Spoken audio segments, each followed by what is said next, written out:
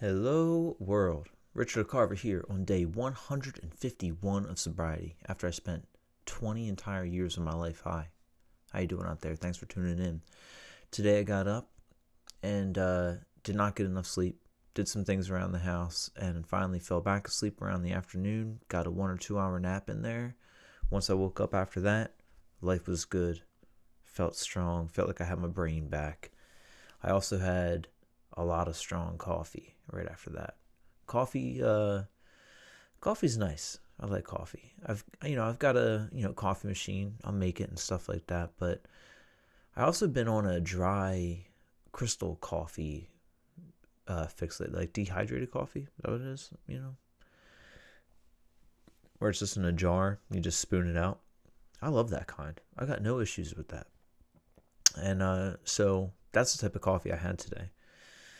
And the creamer I have, which is just one of those, normal creamers you'll see in a grocery store, about yay big, pulls the cap off and super sweet. I looked on it. It's got 63 servings on it. There's no way. I might get 10 servings out of there, 10 to 15, somewhere in that area, I'd say. Probably closer to 15-ish.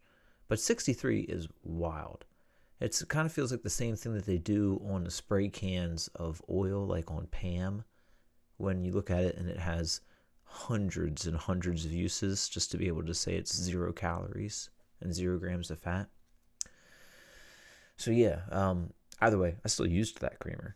A little less, and used a packet of Splenda too, After that, I went to try and start my mower that just came back from the mowing place and to try and move it out of my driveway. Not to actually mow the grass, oh no. And it wouldn't start up. So that's a shucks moment.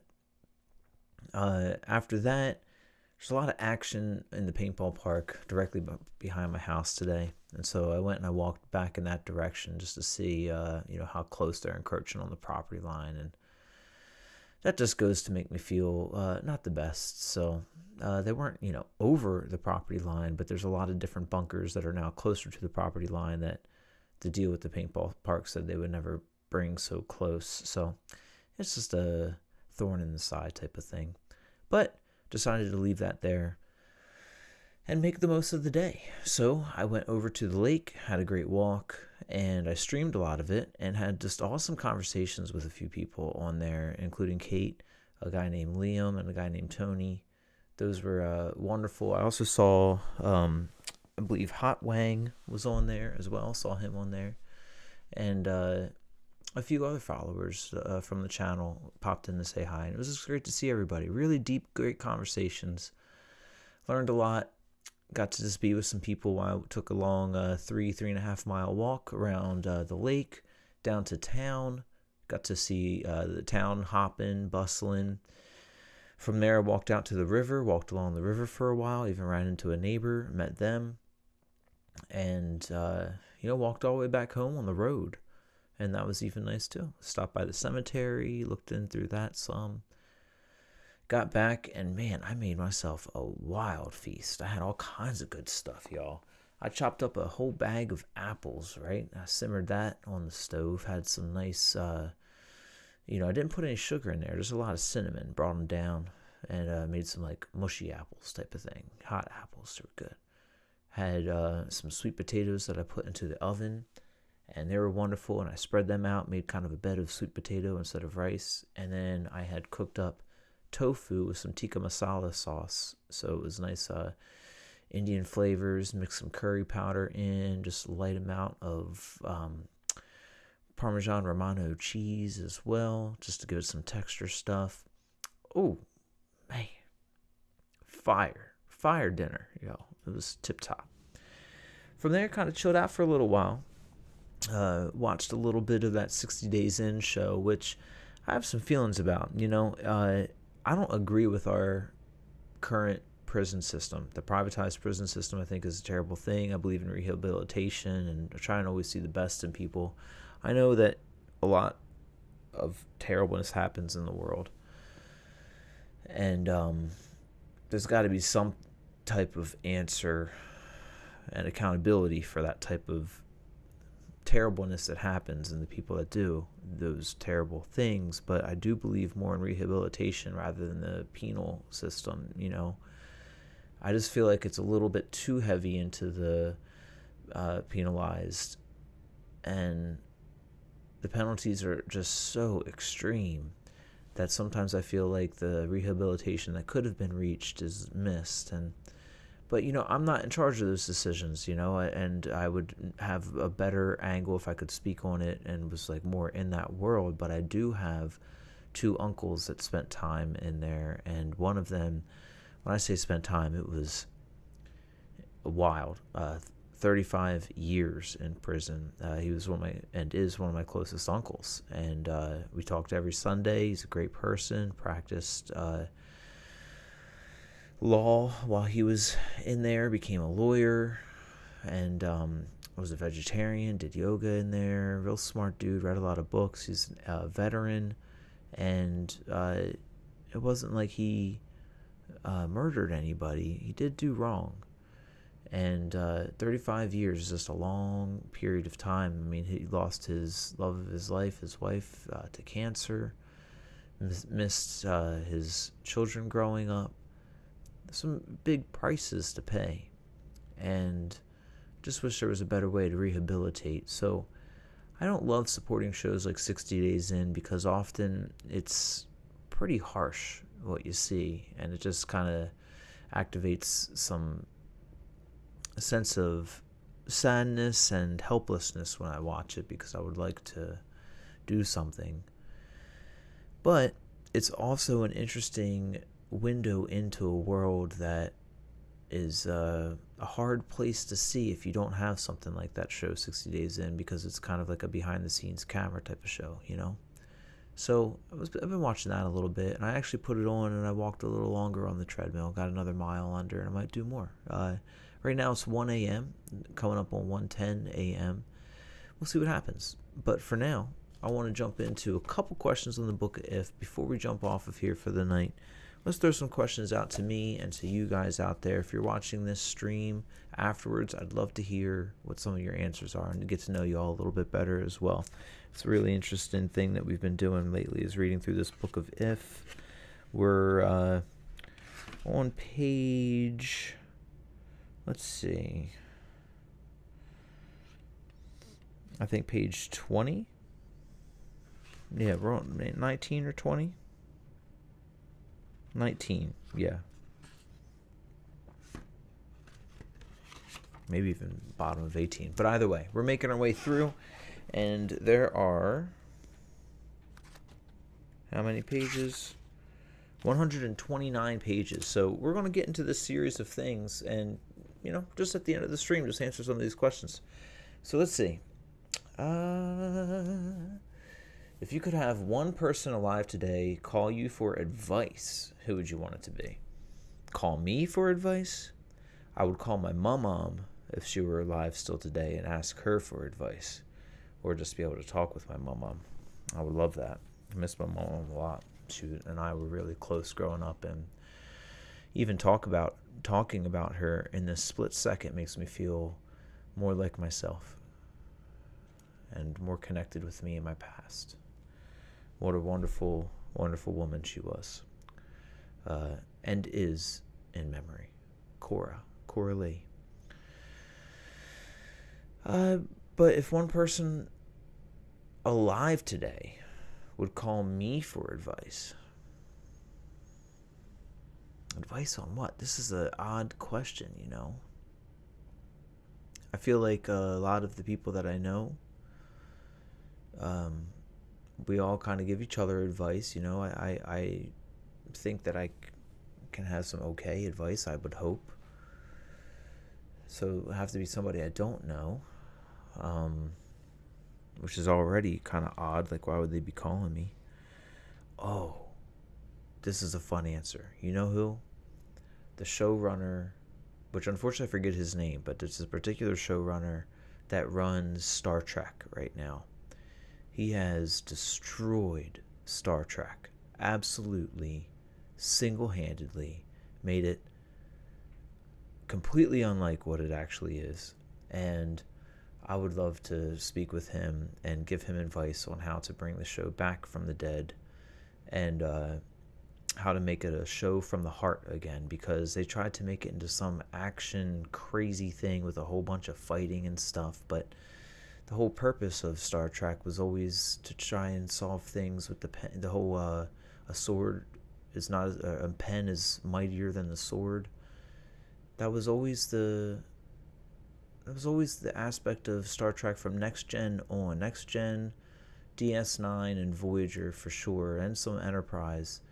It was always how could they solve things without violence, and it often led to such thoughtful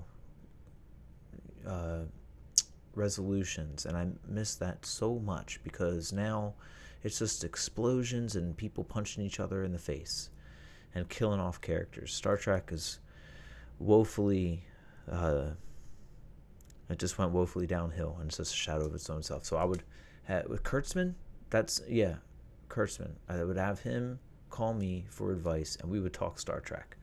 Okay. If I could have any person from any time in history call me for advice, and they were to listen to what you told them, what would you want? Who would you want to hear from? All right, so now this is history. Golly. Any person for advice to call me in history. I'd want to give somebody advice that would prevent a tragedy of some sort. You know what it would be?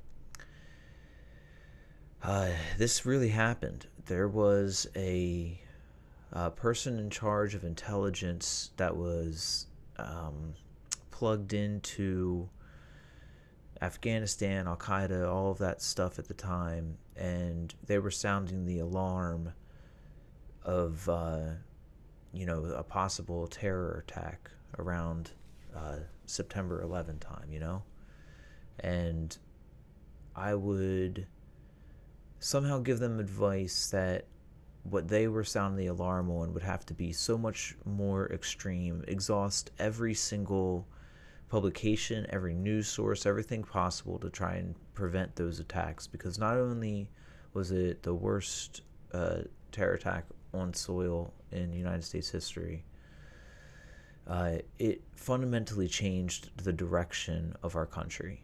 And some people have conspiracies all around it, and they could be true, but either way, that would be my answer, because I would really want to do everything I can to prevent that, because from that moment onwards, we really became a type of police state. The Patriot Act just hurt us so badly in our culture, as did Citizens United, and the way that we are under constant surveillance. It all is thanks to the Patriot Act, which got through because of the extreme amount of, quote, patriotism that was going on at that point in time to try and,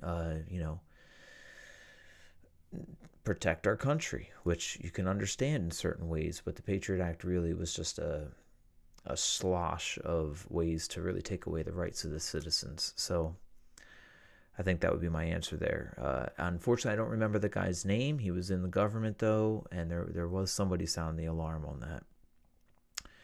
If you could easily visit one known planet, which would you go to? One known planet?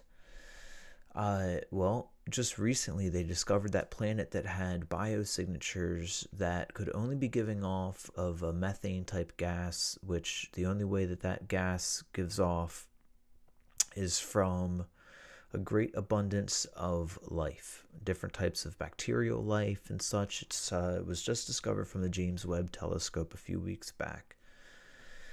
And I would get transported to that planet, because that might be our best thought as to whether we'll have life elsewhere in the universe. It's K something B F9. It's one of those weird names. I wish they would do better with the naming, because you just end up forgetting all these names. Except for M83, because they're a favorite band of mine, and it came off of a star. But yeah, I would check that planet out, because planet-wise, the rest of our planets, I'm not down with it. Mars got so cold that its center, the core of Mars cooled off, and it got its electromagnetosphere stripped away by the sun, so or it went away, so then the atmosphere itself got stripped from the sun, so it's chilly and stuff. I don't know what I would find on Mars. It's just kind of a big old iron ball. Venus is way too hot. Mercury way too hot.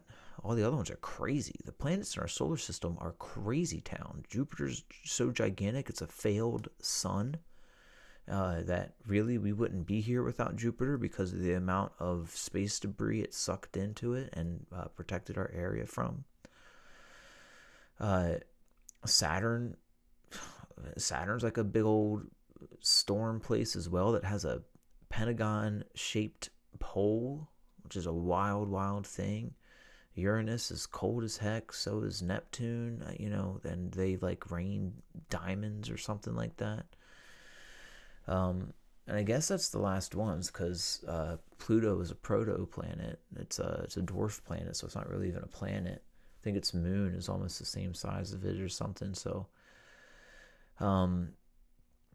they did just detect a mini planet on the outskirts of our solar system too, I think a week or two ago. That's part of our solar system, but it's not large enough to be the, like, quote, Planet X or anything.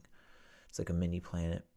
So yeah, I would want to check out the planet that we just found a few weeks back from the Webb telescope, and in hopes that there's life there. Because once we find life elsewhere, then we can almost guarantee that it's everywhere.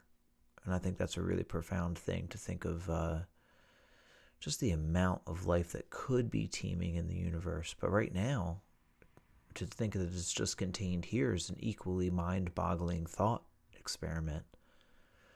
But if it is found elsewhere, it kind of changes everything, But it could be that we're the only ones, just exactly the right point in time, or it's a simulation. Or what I mean by the point in time is there could have been civilizations come and gone elsewhere in the universe, or even in our own solar system. We could be products of panspermia. Or it's just so special. Life could be just, which is special. Life is beautiful and special. But it could be just so delicate and special that it only exists here in the whole universe. Just is wild to think about. Wild. All right, so that's my answer. That's the planet I would go to. If I could have been the author of any single book already written, which book would you want to have penned? Lord of the Rings, that would be one I would say has so much staying power. And I say Lord of the Rings because I know it's like a quote trilogy, but again, I have it in one book. It's one bound book that I have it in, and I like to think of it as one book anyway. That Be Here Now would be a great choice too. I really love that book. Remember Be Here Now by Ram Dass. But for its vast implications and all of the ways that all the lives it has touched through the years, and all of the symbolism throughout it, and Lord of the Rings. That's the answer there. If you could have any one specific power over other people, what would it be? I want no power over anybody, ever. So I don't love that question, but you have to answer these.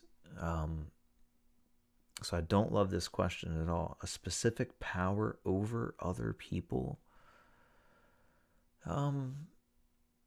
Gosh, I don't power over them. I don't want to power over them. Maybe just if they could, if we're in some disagreement, that they could more easily see my point of view, and I don't have to incorrectly explain myself, because I don't always explain myself well. Communication's a wild thing. You could have a feeling of what you're trying to say and say the wrong thing, and the person won't understand you. So maybe just someone understanding what I'm trying to communicate. But I don't want to power over them. If anything, I want this to be a really weak question and have it be something like, if we disagree the type of food that we're going to get, maybe they agree with the type of food I want to eat. I don't know, but Really, I don't want any of that. So maybe just the power to communicate or something. I don't know. And I think we'll do one more for the evening, and then we'll wrap it up, everybody. Let's see. All right, we'll do a light one. We'll do a super light one. There was a really heavy one here that I don't want to do. We'll do it tomorrow. But for you have to tune in for that heavy question. For this one, if you could have one meal from your past exactly as it was, which would you repeat? Gosh, just could be one of two, I'd imagine. Something from like a prime childhood when the entire family was still together. Not a giant family fight happening. Before everyone was estranged, before my mom and papa passed, before so many people passed.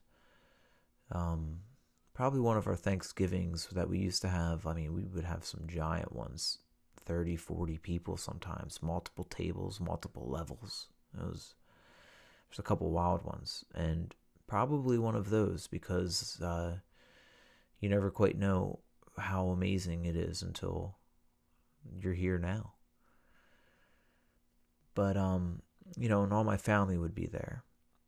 But the meal that first came to mind, even though it was just my mom and I, not even though just, it was fantastic that it was my mom and I, but it wasn't shared by many people in my family. Like my mom and dad were still married at that point in time.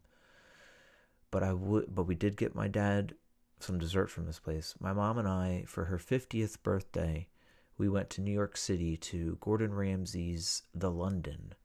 And it was, to this day, probably the most amazing meal that I think I've ever had. It kind of made all other food pale in comparison. I think it was a 12 to 13 course meal. It was wild. I've never experienced anything like that. And they knew it was her birthday, so they were so sweet. And they even took us back into the kitchen and gave us a full tour of the kitchen and met the chefs and stuff. It was amazing. So that was a great time. We took the bus up. We walked through Central Park, took pictures where Strawberry Fields is, a mosaic on the ground. I had a big handlebar mustache at that point in time, really long hair. And it was a great memory of my mama and great food. So that would be the choice. That's it for tonight, guys. More than anything, though, I hope you guys are taking super good care of yourselves. You deserve it in your lives, and you're important. And I love you guys.